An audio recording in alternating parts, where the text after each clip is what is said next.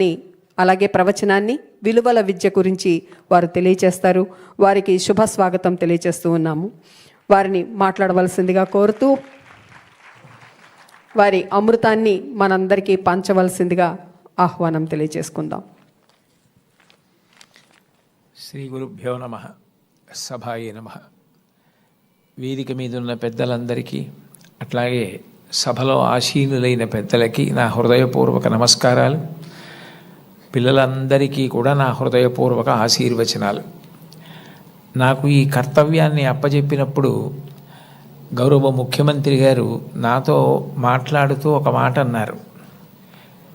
నైతికత అన్నది ప్రారంభం కుటుంబంలో ప్రారంభం కావాలి. తల్లి మాట వినడం, తండ్రి మాట వినడం, అన్నదమ్ముల్ని ప్రేమించడం ప్రారంభమైతే సమాజాన్నంతటినీ ప్రేమించడం తనంత తానుగా అలవాటవుతుంది. ఇవాళ కుటుంబాలలో విలువలు తగ్గిపోతున్నాయి. కుటుంబ సభ్యుల మధ్య ప్రేమ, అవగాహన తగ్గిపోతున్నాయి. కాబట్టి మీరు విద్యార్థులను ఉద్దేశించి ప్రసంగాలు చేసిన, ఆధ్యాత్మిక ప్రవచనాలు చేసిన ఈ విషయాన్ని దృష్టిలో పెట్టుకుని కుటుంబ విలువలు పెరగడానికి దోహదపడేటట్టుగా మీ ప్రసంగాలు చేయవలసింది అని కోరారు. ఇది మొట్టమొదటిసారి ప్రభుత్వ పక్షాన జరుగుతున్నటువంటి విద్యార్థుల సమ్మేళనం కాబట్టి నాకు ఎవరు ఈ కర్తవ్యాన్ని అప్పచెప్పారో వారు నాకు చేసిన సూచనని నేను ఔదల దాల్చవలసి ఉంటుంది. కాబట్టి వారు చేసిన సూచనతోటే నా ప్రసంగాన్ని ప్రారంభం చెయ్యాలి అని నేను అనుకున్నాను. కుటుంబం అనేది భగవంతుడు మనకిచ్చిన గొప్ప వరం. తల్లి కడుపున పుడతాం. నిజానికి ఈ తల్లి కడుపున పుట్టాలి అని ఎవరు నిర్ణయించుకోరు. అమ్మ కడుపులో కటిక చీకట్లో తల కిందకి కాళ్ళు పైకి పెట్టి 9 నెలలు పెరిగిన తరువాత తాను విసర్జించిన మలమూత్రములలో ఉంచి పుట్టినటువంటి క్రిమికీటకములే కోమలమైన తన శరీరాన్ని కొరుకుతుంటే బాధపడలేక చిట్ట చివరికి ప్రసవమై తల్లి కడుపులోంచి బయటికి వచ్చినటువంటి శిశువు ఒక్కసారి 6 అడుగుల ఎత్తు ఉన్నటువంటి పెద్ద పెద్ద ఆకారాలు, దీపాలు, కాంతి, దానికి తోడు మాటలు ఇవన్నీ వినపడి శరీరావయవములు పనిచేయడం ఆగిపోయి మూత్రపిండాలు, గుండె మొదలైనటువంటివి కూడా ఆగిపోయే పరిస్థితి ఏర్పడితే అప్పుడు అమ్మ తొలి దైవమై ఆమె యొక్క స్థలము నుండి కోలోస్ట్రమ్ అనబడేటటువంటి పసుపు పచ్చటి ఎరుపు రంగులో ఉన్న ముద్ద, ఒక ద్రవం విడుదలవుతుంది. అది భగవంతుడు పెట్టినటువంటి ఒక గొప్ప వ్యవస్థ.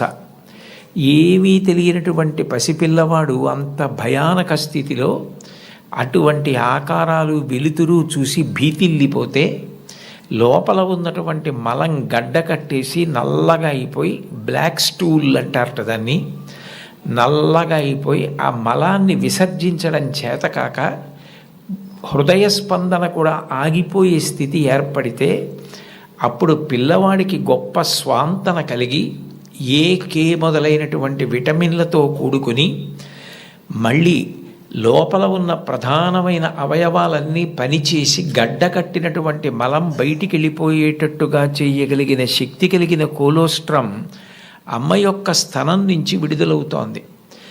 ఈ మాటలు నేను చెప్పట్లేదు. చాలా ప్రఖ్యాతమైనటువంటి ఒక గైనకాలజిస్ట్, ఒక డాక్టర్ గారు, రామాంజనేయులు గారని, వారు ఒక పుస్తకం రాశారు. ఆ పుస్తకం ఇంగ్లీష్లో ఉంది, మాతృదేవో భవ అని. ఆ పుస్తకంలో ఆయన వైద్యశాస్త్రాన్ని స్త్రీకి అన్వయం చేసి అసలు స్త్రీ అన్న ప్రాణి లేకపోతే ఈ సృష్టి లేదు, ఒకవేళ సృష్టి జరిగినా నిలబడే అవకాశం లేదు. తండ్రి కోట్లకు పడగలెత్తినవాడు కావచ్చు, గొప్ప అధికారి కావచ్చు, కానీ పుట్టినటువంటి పసిబిడ్డ ఆకలితో ఏడుస్తుంటే ఆ పసిబిడ్డకి పాలు పట్టగలిగినటువంటి శక్తి అమ్మకు ఒక్కదానికే ఉంటుంది. నేను ఈ బిడ్డని రక్షించుకోవాలి అన్న తాపత్రయం, ఆ తిరుగులేని ప్రేమ అమ్మకి మాత్రమే ఉంటుంది. అది కేవలం మనిషిలో కాదు. మీరు ఏ ప్రాణిని తీసుకోండి, కోడి గ్రద్దని చూస్తే హడిలిపోతుంది.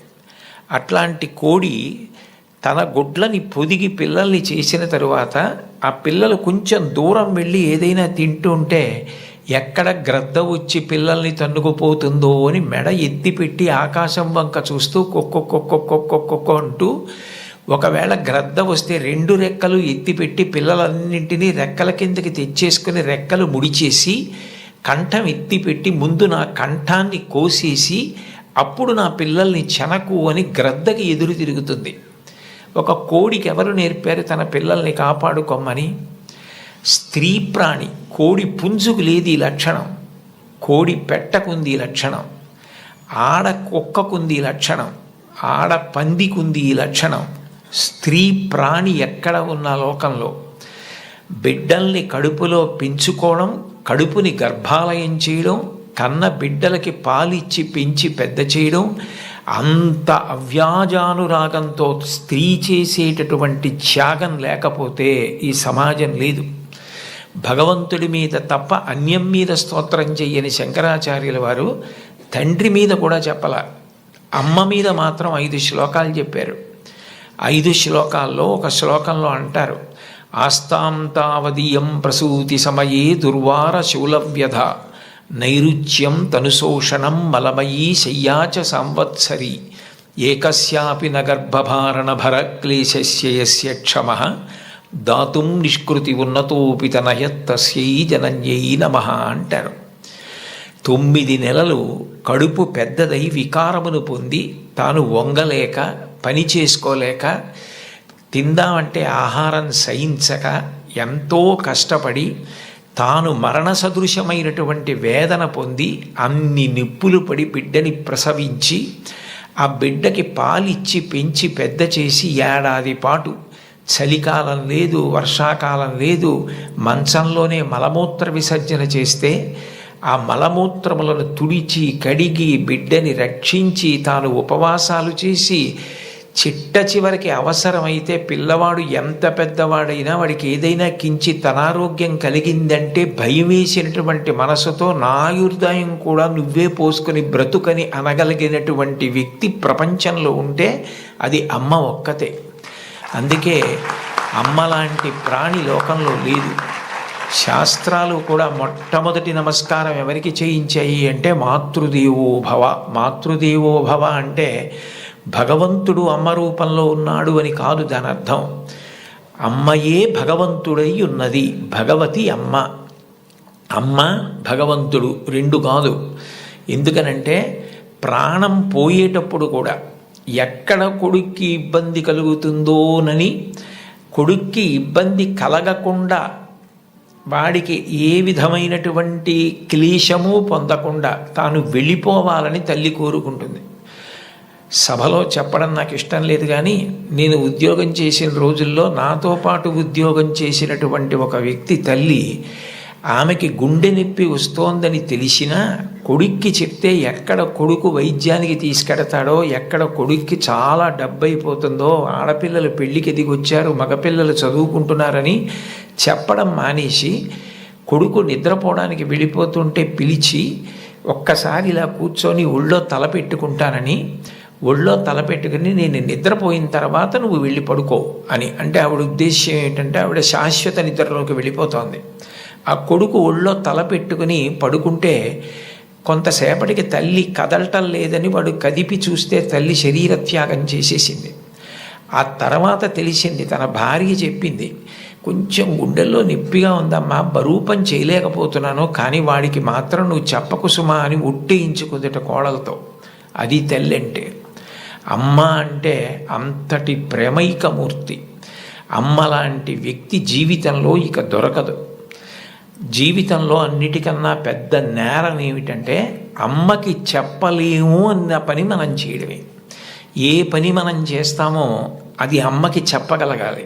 మీరు ఏ పని చెయ్యండి, ఇది అమ్మకి నేను చెప్పలేను అన్న పని మీరు జీవితంలో ఎప్పుడూ చెయ్యకూడదు. భగవంతుడెంతో అమ్మ అంతే. మీరు మహాత్ములైన వారి ఎవరి జీవిత చరిత్ర పరిశీలించండి. అమ్మకి నమస్కారం చెయ్యకుండా, అమ్మ గొప్పతనం చెప్పకుండా లేరు. ఈ రాష్ట్రానికి ముఖ్యమంత్రి చేసినటువంటి ప్రాతస్మరణీయులు టంగుటూరి ప్రకాశం పంతులు గారు తన జీవిత చరిత్రలో వ్రాసుకున్నారు.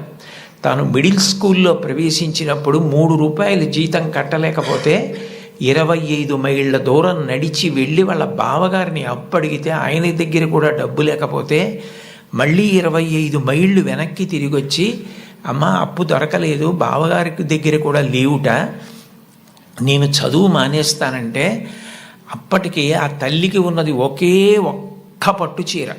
ఆ పట్టు చీర పట్టుకెళ్ళి ఆ రాత్రికి రాత్రి తాకట్టు పెట్టి ఆవిడ ఆ డబ్బు పట్టుకొచ్చి చదివిస్తే ప్రకాశం పంతులు గారు బ్యారిస్టర్ అయ్యి రాష్ట్రానికి ముఖ్యమంత్రి అయ్యారు.